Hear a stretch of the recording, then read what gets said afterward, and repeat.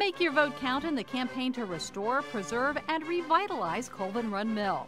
The mill is one of 25 finalists in a contest sponsored by the National Trust for Historic Preservation and American Express. The site with the most votes will receive $100,000 in preservation prize money. Colvin Run Mill is an historic treasure that's been around for more than 200 years. Let's make sure the mechanical marvel of yesterday keeps its big wheel turning for generations to come.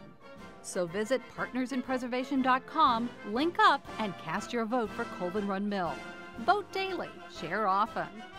Sharing photos, video, and even the link through these social media sites generates more votes for the mill, the only publicly owned site in Fairfax County selected to compete for the prize. Polls are now open through May 10th.